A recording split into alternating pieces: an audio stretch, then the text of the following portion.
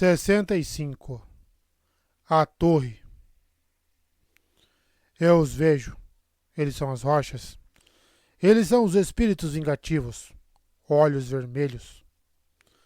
Data: Cacaques do ano 1173, 8 segundos antes da morte. O indivíduo era um jovem olhos escuros de 15 anos, considerada mentalmente instável desde a infância. Várias horas depois, Dalinar estava com Sadias em uma formação rochosa com vista para a própria torre. Havia sido uma marcha longa e difícil. Aquele era um platô distante, a mais a leste que já haviam atacado. Os platôs além daquele ponto eram impossíveis de tomar.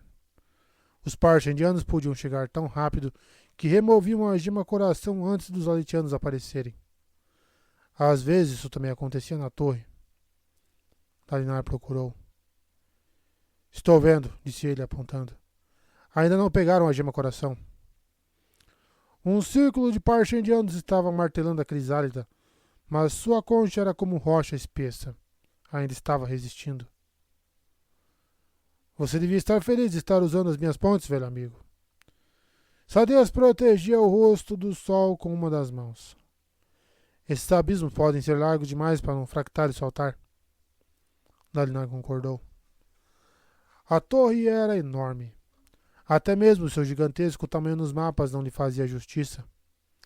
Ao contrário dos outros platôs, não era nivelado. Em vez disso, tinha o formato de uma enorme cunha inclinada para o oeste, apontando uma enorme face de penhasco na direção das tempestades. Era íngreme demais, e os abismos largos demais para ser abordado pelo leste ou sul. Só 3 platôs adjacentes forneciam áreas de concentração para investidas, todos ao longo do lado oeste ou sudeste. Os abismos entre os platôs eram anormalmente largos, quase largos demais para as pontes. Nos platôs de concentração próximos, milhares e milhares de soldados, vestindo o azul ou verde, estavam reunidos, uma cor para cada platô. Combinados, eles formavam a maior força que Dalinar já vira reunida contra os parchendianos. Os números dos parchendianos eram tão grandes quanto previsto. Havia pelo menos 10.000 deles apostos. Aquela seria uma batalha de grande escala, do tipo que Dalinar estava esperando, o tipo que poderia permitir que lançasse um grande número de aletianos contra uma grande força parchendiana. Aquela podia ser a ocasião, o ponto de virada na guerra. Se vencessem, tudo poderia mudar. Dalinar também protegeu os olhos com um elmo debaixo do braço. Notou com satisfação que as equipes de batedores de Sadias estavam cruzando para platôs adjacentes, onde podiam vigiar a chegada de reforços parchendianos. Só porque os parchendianos haviam levado tantos guerreiros de início, não significava que não haveria outras forças parchendianas esperando para atacá-los pelo flanco. Dalinar e Sadias não seriam tomados de surpresa novamente. Venha comigo, disse Sadias. Vamos atacá-los juntos. Uma única grande onda de ataque, através de 40 pontes. Dalinar olhou para as equipes de ponte. Muitos dos membros estavam deitados no platô, exaustos, esperando, provavelmente temendo, sua próxima tarefa. Poucos deles usavam a armadura que Sadias mencionara. Centenas deles seriam abatidos na investida se atacassem juntos. Mas seria isso diferente do que Dalinar fez, pedindo aos seus homens que partissem para a batalha para capturar o platô? Não faziam todos parte do mesmo exército? Todo mundo no mesmo mar, mas um estão de lancha e outros estão boiando em madeira. As rachaduras. Ele não podia deixar que aumentassem mais. Se pretendia ficar com Navani, tinha que provar a si mesmo que podia continuar firme em outras áreas. Não, disse ele. Vou atacar, mas só depois que você tiver preparado um ponto de aterragem para minhas equipes de ponte. Mesmo isso é mais do que eu deveria te permitir. Nunca force seus homens a fazer o que você não faria.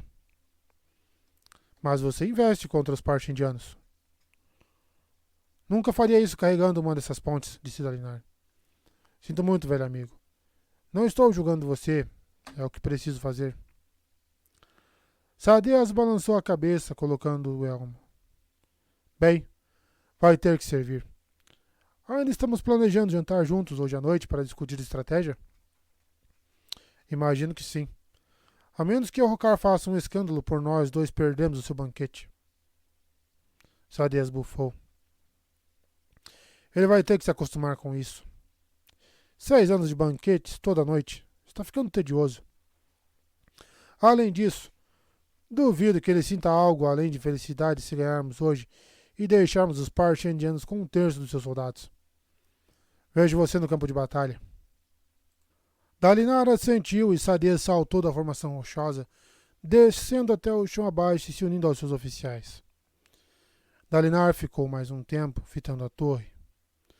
Não era apenas mais largo do que a maioria dos platôs, também era mais acidentado, coberto de formações rochosas proeminentes de crém endurecido. Os padrões eram ondulados e lisos, mas muito desiguais, como um campo cheio de pequenas sebes coberto por uma camada de neve. A ponta mais oeste do platô elevava-se dando vista para as planícies. Os 2 platôs que iam usar ficavam no meio da borda ocidental. Sadeas tomaria o do norte e Dalinar atacaria a partir daquele logo ao sul, uma vez que Sadeas houvesse preparado um terreno de chegada para ele. Precisamos empurrar os Parshendianos para sudeste, pensou Dalinar, esfregando o queixo. Encurralá-los ali. Tudo dependia disso. A crisálida estava próxima do topo, de modo que os Parshendianos já estavam situados em uma boa posição para que Dalinar e Sadeas os empurrassem para a beira do penhasco. Os Parshendianos provavelmente se permitiriam empurrar, já que eles daria o terreno mais alto. Se um segundo exército Parshendiano viesse, ficaria separado do primeiro. Os Aretianos poderiam se concentrar nos Parshendianos presos no alto da torre, enquanto mantinham uma formação defensiva contra os recém-chegados. Isso funcionaria. Ele começou a se empolgar. Pulou para um afloramento mais baixo, então desceu por algumas fissuras que serviram de degraus para alcançar o solo do platô, onde seus oficiais esperavam. Contornou a formação rochosa, investigando o progresso de Adolim. Seu filho trajava a armadura fractal, direcionando as companhias, cruzando as pontes móveis de Sadeas para o platô de concentração no sul. Não muito longe, os homens de Sadeas estavam entrando em formação para o ataque. Aquele grupo de carregadores usando armadura se destacava, preparando-se à frente da formação das equipes de ponte. Por que eles tinham permissão de usar a armadura?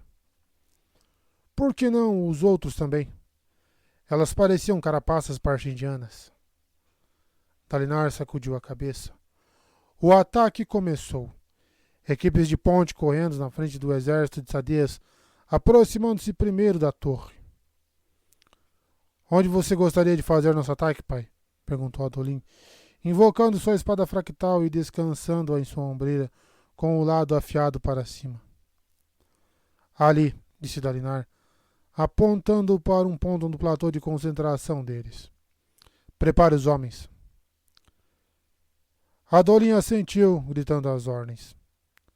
À distância, carregadores começaram a morrer.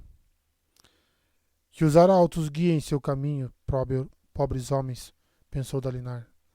Assim como o meu. Kaladin dançava com o vento. Flechas choviam ao seu redor, passando perto, quase beijando-o com suas penas de casca nó pintadas. Tinha que deixá-las chegar perto, tinha que fazer os Parshendianos sentirem que estavam próximos de matá-lo.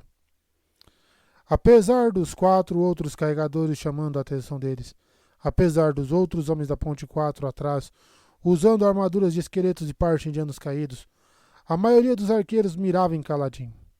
Ele era um símbolo, uma bandeira viva a ser destruída. Kaladin girava entre as flechas, afastando-as com seu escudo. Uma tormenta rugia dentro dele, como se seu sangue houvesse sido substituído por ventos de tempestade. A ponta de seus dedos formigavam com energia. À frente, Os Parshendianos entocavam seu furioso cântico, o cântico dedicado àqueles que blasfemavam contra seus mortos. Kaladin permaneceu à frente dos chamarizes, permitindo que as flechas caíssem bem perto, provocando-os, zombando deles, e exigindo que o matassem até que as flechas pararam de cair e o vento se dissipou. Kaladin desacelerou, prendendo a respiração para conter a tempestade interior. Os Parshendianos relutantemente recuaram diante da força de Sadeas. Um enorme contingente, em termos de investidas de platô. Milhares de homens e 32 pontes. Apesar da distração de Kaladin, 5 pontes foram derrubadas e os homens que as carregavam foram abatidos. Nenhum dos soldados, correndo através do abismo, havia feito qualquer esforço específico para atacar os arqueiros disparando contra Kaladin, mas o peso dos números forçaram os Parshendianos a fugir. Alguns fitaram Kaladin com repulsa, fazendo um gesto estranho, curvando a mão junto à orelha direita e apontando para ele antes de recuar. Kaladin soltou a respiração, a luz saindo dele em impulsos. Precisava tomar muito cuidado, absorvendo luz da tempestade o bastante para sobreviver, mas nem tanto que ela se tornasse visível para os soldados que assistiam. A torre erguia-se diante dele, uma rocha inclinada rumo ao oeste. O abismo era tão amplo que ele ficou preocupado que os homens deixassem a ponte cair enquanto tentavam posicioná-la. Do outro lado, Sadeas havia disposto suas forças em forma de concha, empurrando para longe os Parshendianos, tentando oferecer uma abertura a Dalinar. Talvez atacar daquela maneira servisse para proteger a imagem imaculada de Dalinar. Ele se recusava a causar a morte dos carregadores. Pelo menos, diretamente. Não importava que se aproveitasse do serviço dos homens que haviam caído para deixar Sadeas atravessar. Seus cadáveres eram a verdadeira ponte. Kaladin! Chamou uma voz de trás. Kaladin girou. Um dos seus homens estava ferido. Raios, ele pensou, correndo até a ponte 4. Ainda havia luz das tempestades o bastante em suas veias para evitar a exaustão. Ele se tornara complacente. 6 incursões de ponte sem baixas. Devia ter percebido que aquilo não podia durar. Abriu o caminho entre os carregadores para encontrar Scar no chão, segurando seu pé, sangue rubro escorrendo entre seus dedos. Flecha no pé, disse Scar entre dentes cerrados. No meu tormentoso pé. Quem é atingido no pé? Kaladin! Gritou Moash com urgência. Os carregadores se dividiram enquanto Moash levava Teft, com uma flecha brotando do ombro, entre a placa peitoral da carapaça e uma ombreira. Raios! Praguejou Kaladin, ajudando Moash a deitar Teft. O carregador de pontes mais velho parecia atordoado. A seta havia entrado fundo no músculo. Alguém faça pressão no pé de Scar e coloque ataduras nele até que eu possa dar uma olhada. Teft, consegue me ouvir? Sinto muito, rapaz, balbuciou Teft, os olhos vidrados. Você está bem, disse Kaladin, pegando apressadamente algumas bandagens com Lopen, depois balançando a cabeça com firmeza. Lopen ia aquecer uma faca para cauterização. Quem mais? Todos os outros estão bem, disse Drerry. Teft estava tentando esconder sua ferida. Deve ter sido atingido quando estávamos empurrando a ponte. Kaladin pressionou a gaze contra a ferida, depois gesticulou para que Lopen se apressasse com a faca ferida. Quero os nossos batedores vigiando. Certifique-se de que os Parshendianos não tentem nos pegar de novo, como fizeram há algumas semanas. Se eles saltarem para aquele platô para pegar a ponte 4, estamos mortos. Está tudo sob controle, disse Rocha, protegendo os olhos do sol. Sadeas está mantendo seus homens naquela área. Nenhum Parshendiano vai passar. A faca chegou e Kaladin segurou-a com hesitação, um fio de fumaça erguendo-se da lâmina. Teft perdera sangue demais. Seria muito arriscado fazer uma sutura. Mas, com a faca, Kaladin se arriscava a deixar algumas feias cicatrizes. Isso deixaria o velho carregador de pontes com uma rigidez que prejudicaria sua habilidade de usar a lança. Relutantemente, Kaladin pressionou a faca na ferida, a carne silvando e o sangue secando em flocos negros. Esprenos de dor brotaram do chão, grandes e alaranjados. Em uma cirurgia era possível suturar, mas no campo, frequentemente aquela era a única saída. Tá lembrando do sobrenatural? Sinto muito, Teft. Ele balançou a cabeça enquanto continuava a trabalhar. Homens começaram a gritar. Flechas atingiam madeira e carne, soando como lenhadores ao longe, brandindo machados. Dalinar esperava junto aos seus homens, assistindo os soldados de Sadeas lutarem. É melhor ele nos dar uma abertura. Estou começando a ficar ansioso por esse platô. Felizmente, Sadeas conquistou com rapidez sua posição na torre e enviou uma força pelo flanco para separar um pedaço do terreno para Dalinar. Eles nem haviam terminado de se posicionar antes que Dalinar começasse a se mover. Uma das equipes de ponte, venha comigo, berrou ele, disparando para a frente de batalha. Foi seguido por uma das 8 equipes de pontes que Sadeas havia lhe emprestado. Dalinar precisava chegar naquele platô. Os parchendianos haviam notado o que estava acontecendo e começaram a pressionar a pequena companhia em verde e branco que Sadeas havia enviado para defender sua área de entrada. Equipe de ponte, ali, disse Dalinar apontando. Os carregadores se apressaram, parecendo aliviados, por não precisarem posicionar a ponte sobre saraivada de flechas. Assim que soltaram a ponte, Dalinar atravessou para o ataque, seguido pela guarda cobalto. Logo à frente, os homens de Sadeas se dispersaram. Dalinar urrou, fechando as manoplas ao redor do cabo de sacramentadora, enquanto a espada se formava da névoa. Chocou-se contra a linha dos parchendianos com um amplo golpe de 2 mãos que derrubou 4 homens. Os parchendianos começaram a cantar em seu estranho idioma, entoando seu cântico de guerra. Dalinar juntou o cadáver para o lado e começou a atacar de verdade, defendendo freneticamente a vantagem que os homens de Sadeas haviam conquistado para ele. Em poucos minutos, seus soldados o rodearam.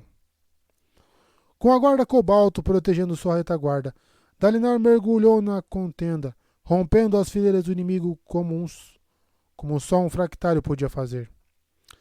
Ele cortou espaços nas linhas de frente dos parchendianos, como um peixe saltando de um riacho, cortando de um lado para o outro, mantendo os inimigos desorganizados.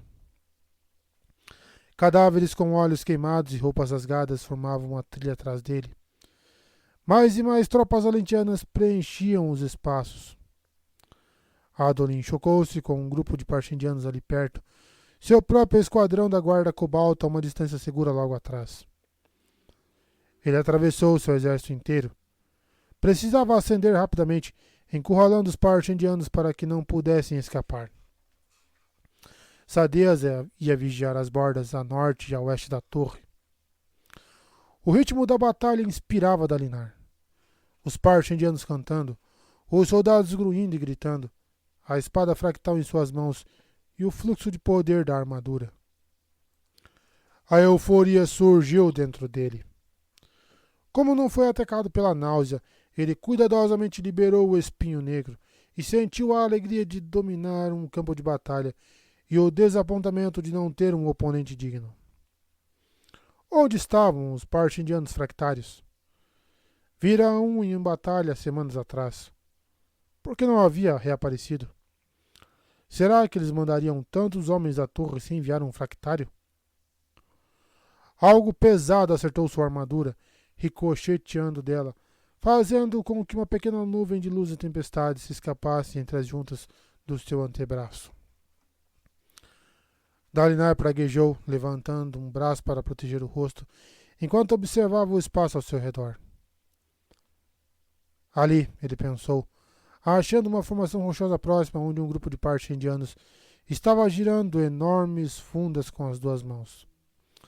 As pedras do tamanho de cabeças atingiam tanto partindianos quanto alitianos, embora Dalinar fosse obviamente o alvo. Ele grunhiu quando outra pedra atingiu seu antebraço, enviando um choque suave por toda a armadura fractal. O golpe foi forte o bastante para causar uma pequena série de rachaduras no seu avançabraço direito. Dalinar rosnou e iniciou uma corrida impulsionada pela armadura.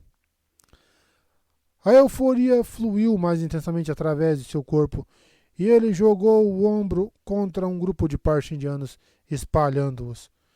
Depois girou a espada e abateu aqueles lentos demais para saírem do caminho. Ele se desviou para o lado enquanto uma chuva de pedras caía onde estivera. Depois saltou para um rochedo baixo, deu 2 passos e pulou na direção do cume onde estavam os lançadores de pedras. Ele agarrou a beirada com uma das mãos, segurando a espada com a outra. Os homens do pequeno cume recuaram de maneira atrapalhada, mas Dalinar se içou bastante para atacar. Sacramentadora cortou as pernas deles e os 4 homens caíram no chão com os pés mortos. Dalinar soltou a espada, que desapareceu, e usou as 2 mãos para subir no cume. Ele pousou agachado, a armadura estalando. Vários dos partindianos restantes tentaram girar suas fundas, mas Dalinar agarrou um par de pedras enormes de uma pilha, empurrando-as facilmente com suas manoplas, e jogou-as contra eles. As pedras atingiram-nos com força bastante para desfazer a formação dos fundibulários, esmagando suas caixas torácicas. Dalinar sorriu e em seguida começou a jogar mais pedras. Enquanto o último partindiano caía do cume, Dalinar girou, invocando Sacramentadora, e lançando um olhar sobre o campo de batalha. Uma parede de lanças de fulgurante aço azul lutava contra outra parede preta e vermelha de partindianos. Os homens de Dalinar iam bem, pressionando os partindianos para o sudeste, onde seriam cercados. Adolin liderava essa investida, a armadura fractal brilhando. Bebendo profundamente da euforia agora, Dalinar brandiu a espada fractal sobre a cabeça, refletindo a luz solar. Logo abaixo, seus homens o saudavam, as vozes soando mais alto do que o cântico bélico dos partindianos. Esprenos de glória surgiram ao redor dele. Pai das tempestades, era bom vencer novamente. Ele se jogou da formação rochosa, desta vez sem tomar o caminho lento e cuidadoso. Caiu no meio de um grupo de partindianos, fazendo estrondo nas rochas, luz das tempestades azul surgindo da sua armadura.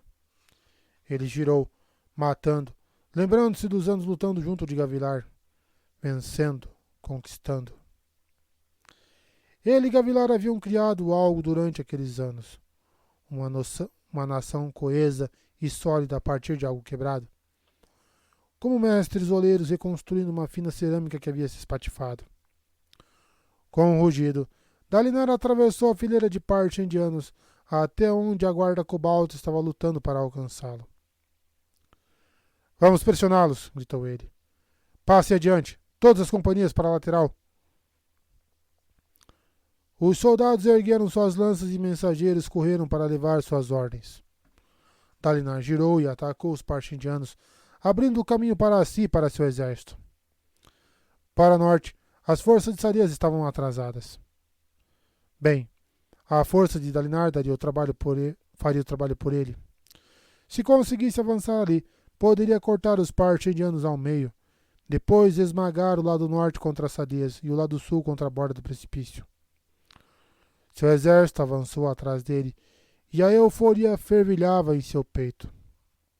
Era poder, uma força maior que a armadura fractal, uma vitalidade maior que a juventude, habilidade maior que uma vida de prática, uma febre de potência. Uma onda de partindianos caía diante de sua espada. Não cortava a carne deles, mas perfurava suas fileiras. O impulso dos seus ataques frequentemente fazia os cadáveres passarem por ele, mesmo enquanto seus olhos queimavam. Os parchindianos começaram a se dispersar, fugindo ou recuando. Ele sorriu por trás da viseira quase translúcida. Isso era vida. Isso era controle. Gavilar havia sido o líder, o impulso, a essência da conquista deles. Mas Dalinar havia sido o guerreiro. Seus oponentes haviam se rendido ao governo de Gavilar. Mas o espinho negro, ele fora o homem que os desbaratara, que duelara com seus líderes e matara seus melhores fractários. Dalinar gritou para os parchindianos e toda a linha de frente deles se dobrou. Depois se despedaçou. Os aletianos avançaram, comemorando. Dalinar se reuniu a seus homens, avançando para abater os pares de combate dos parchindianos que fugiam para norte ou sul, tentando se juntar aos grupos maiores que ainda mantinham suas posições. Ele alcançou um par. Um deles se virou para contê-lo com um martelo, mas Dalinar cortou de passagem. Depois agarrou o outro e jogou no chão com um movimento de braço. Sorrindo, Dalinar levantou a espada sobre a cabeça, lançando uma sombra sobre o soldado.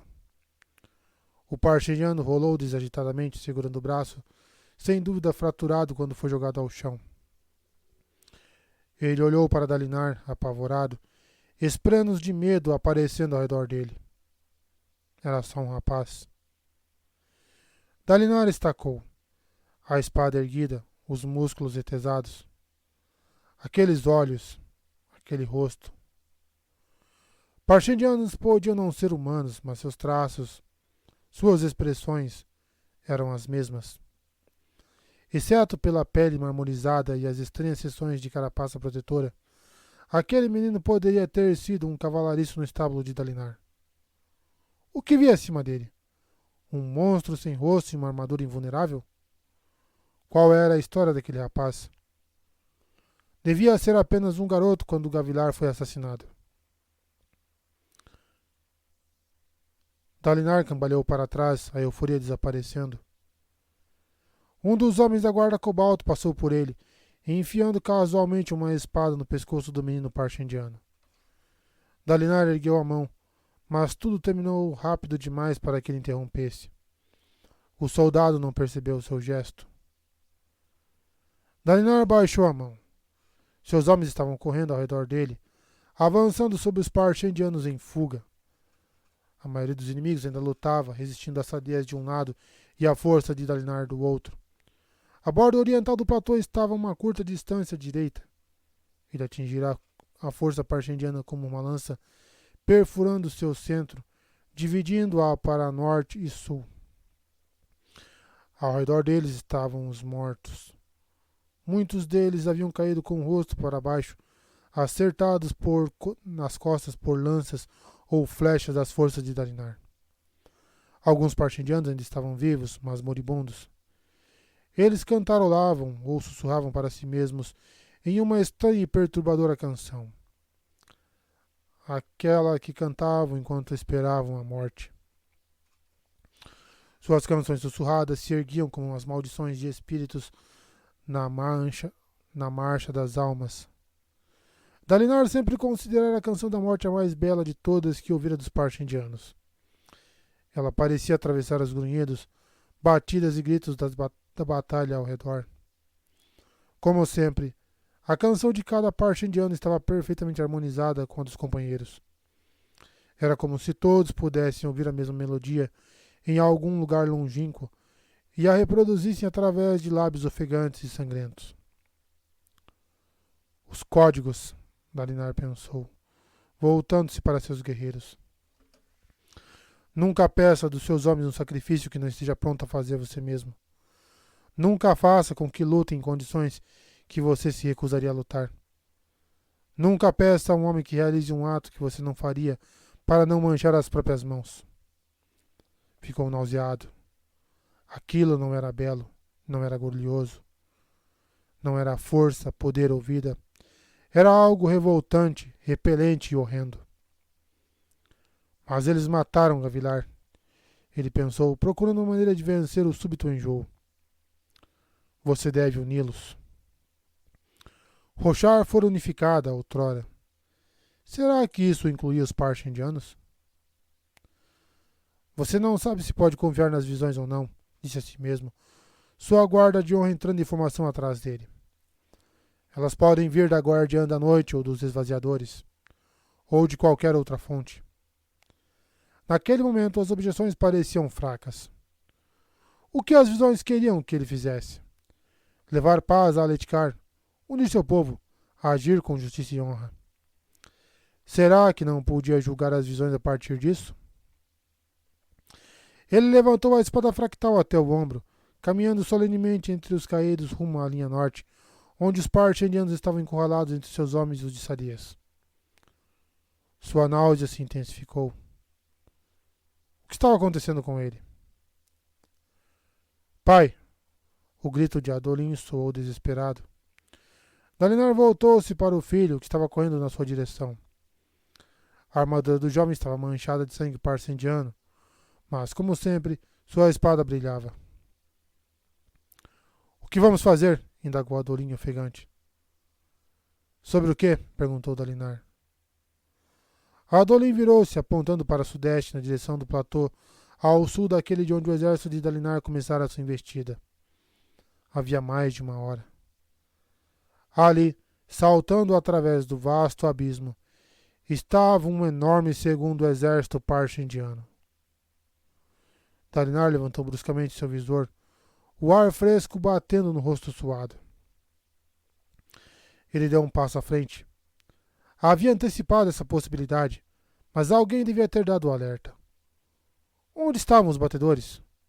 O que estava... Ele sentiu um arrepio. Tremendo, correu até uma das formações rochosas lisas e protuberantes, muito comuns na torre. Pai! Chamou Adolin, correndo atrás dele. Dalinar escalou, procurando o topo do rochedo, deixando cair sua espada fractal. Ele subiu no cume e olhou para o norte, por cima de suas tropas e dos parche indianos. Para norte, na direção de Sadias. Adolin escalou até chegar ao seu lado, a manopla subindo o visor. Ah, não, sussurrou ele. O exército de Sadias estava recuando através do abismo para o platô de concentração a norte. Metade já havia atravessado. Os 8 grupos de carregadores que emprestaram a Dalinar haviam recuado e sumido. Sadias estava abandonando Dalinar e suas tropas, deixando-os cercados de 3 lados pelos parche indianos, sozinhos nas planícies quebradas, e estava levando todas as suas pontes consigo. Que víbora, hein?